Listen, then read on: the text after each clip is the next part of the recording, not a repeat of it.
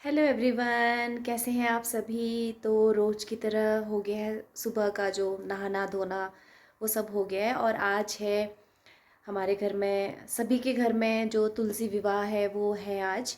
तो उसी की तैयारी में लगे हुए हैं। तो कर लेते हैं थोड़ा थोड़ा तैयारी।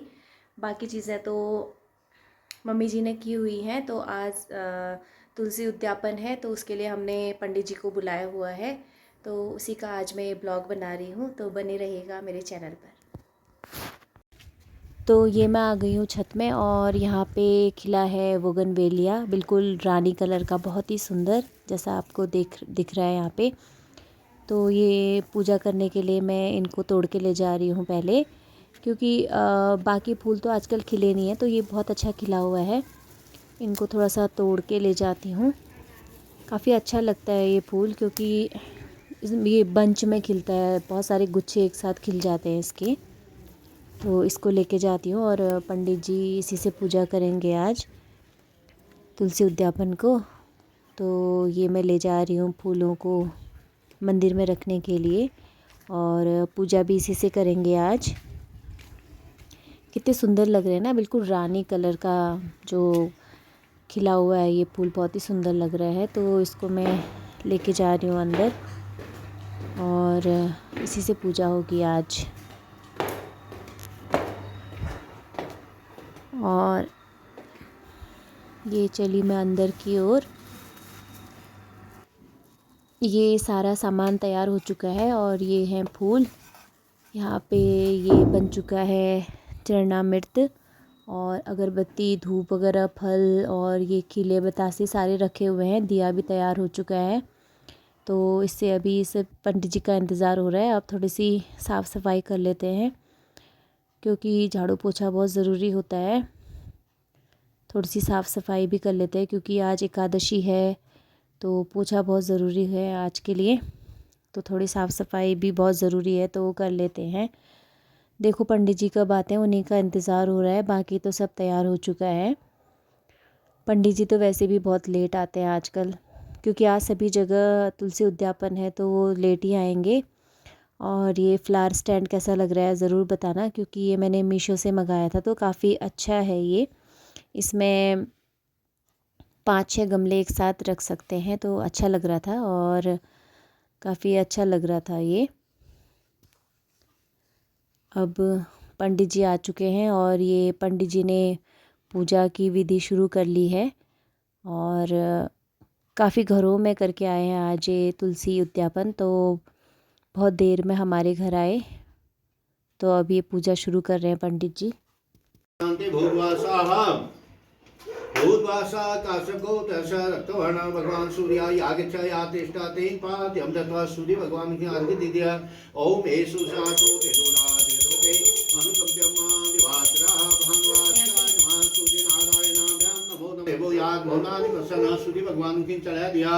ओम ये भूता मम सिंताय भूता विष्णु कृतार्तातेन पृथ्वी मंत्रस्य मेरुपस्तस्य अनुच्छन्दः कूर्मो देवता अस्मै पस्मै न्योगाओ मादा सकै नमः जोड़िकाओ मादा सकै नमः पृथ्वी नमः बाधा हे नमः गुरुइति संपूज्य पुनः अर्घ संस्थाप्य जलेन पूज्य संयोग शांतुना जलगंधा अक्षता पत्रपुष्पा तेन जलेन गंगे जमुने च गोदावरी सरस्वती नर्मदे सिंधु कावेरी जलय सिंधु गुरु गंगाद्यः सर्वे तीर्थांजनाद्यः।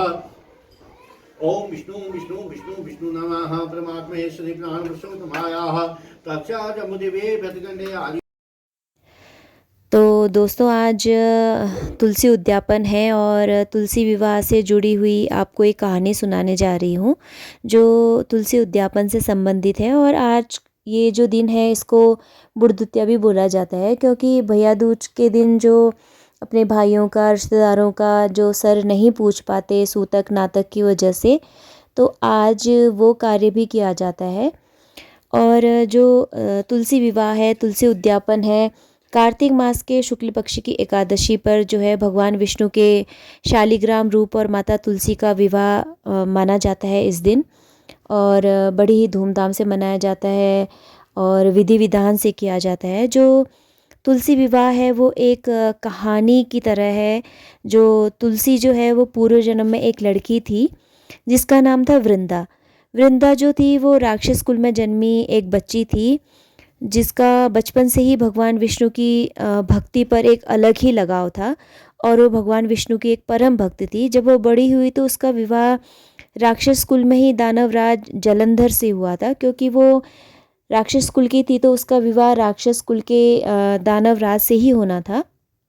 एक बार क्या होता है कि दानवों और देवताओं में युद्ध छिड़ जाता है, तो जो दानवराज जलंधर थे वो भगवान से जो देवताओं से युद्ध करने चले गए। तो फिर क्या होता है कि वृंदा कहती हैं कि स्वामी आप मत जाइए युद्ध के लिए, क्योंकि देवता बहुत परम बलशाली होते हैं। तो जलंधर ने कहा कि नहीं, मैं युद्ध करने ज़रूर जाऊंगा और मैं विजयी होके आऊँगा। तो वृंदा ने सोचा कि मैं भगवान विष्णु का जाप करती हूँ और वो जाप करने में बैठ गई। तो क्या होता है, देवता बहुत चिंतित हो जाते हैं और वो भगवान विष्णु के पास जाते हैं। क्योंकि जलंधर बहुत शक्तिशाली दानव था तो वो उससे हार मान रहे थे। तो वो विष्णु के पास चले जाते हैं तो वो कहते हैं कि हे भगवान, आप कुछ कीजिए और जो है वो जलंधर को हराने में हमारी मदद कीजिए। तो विष्णु भगवान कहते हैं कि वृंदा मेरी परम भक्त है और मैं उसके साथ कोई छल नहीं करना चाहता। अगर मैं छल से उसको हराने की कोशिश करूँगा तो ये मेरा अपमान होगा। तो वो कहते हैं कि आप छल मत कीजिए, लेकिन कोई और रास्ता ढूंढ लीजिए इसके लिए। तो वो क्या करते हैं कि जलंधर का रूप धारण करके वृंदा के पास चले जाते हैं। अब वृंदा को ये लगता है कि जलंधर युद्ध से विजयी होकर उनके सामने आ चुके हैं, तो वो जप तोड़ देती हैं, जिसकी वजह से उधर जो देवताओं के साथ जलंधर का युद्ध हो रहा था तो वो जलंधर का सर काट के नीचे जो तालाब है उसमें फेंक देते हैं, जहाँ पर वृंदा जप कर रही थी। तो उन्हें लगा कि विष्णु भगवान ने उनके साथ छल कपट किया है। तो वृंदा विष्णु भगवान को श्राप दे देती हैं कि आप पत्थर में तब्दील हो जाएंगे। तब वो विष्णु भगवान पत्थर बन जाते हैं। लेकिन देवता फिर बहुत चिंतित हो जाते हैं और वो वृंदा के पास जाते हैं और बोलते हैं कि कृपया अपना जो है वो श्राप वापस ले लो। लेकिन वृंदा ऐसा नहीं करती हैं और वो कहती हैं कि 6 महीने तक ये शालिग्राम रूप में ही पूजे जाएंगे। और विष्णु भगवान भी यही बोलते हैं कि मैं पत्थर के रूप में ही रहूँगा, क्योंकि छल मैंने किया था तो यह मेरे पापों का प्रायश्चित होगा और 6 महीने तक मैं तुलसी के साथ ही रहूँगा। तो इस वजह से 6 महीने तक जो है तुलसी और विष्णु भगवान साथ में रहते हैं। और ये एक परंपरा है कि तुलसी का जो विवाह है वो विष्णु भगवान के शालिग्राम रूप से ही किया जाता है। तो ये एक कहानी है जो तुलसी विवाह यानी कि तुलसी उद्यापन जिस वजह से किया जाता है। तो तब विष्णु भगवान ने कहा कि बिना तुलसी के कोई भी पूजा पाठ आरंभ नहीं होगा। तुलसी को एक पवित्र पौधा, आप सभी जानते हैं कि पवित्र पौधा माना जाता है और इसकी जो पूजा पाठ है विधि विधान से किया जाता है। और सभी लोग आज के दिन जो है तुलसी उद्यापन करते हैं बहुत ही विधि विधान से, और इसका जो फल प्राप्त है वो बहुत अच्छा होता है।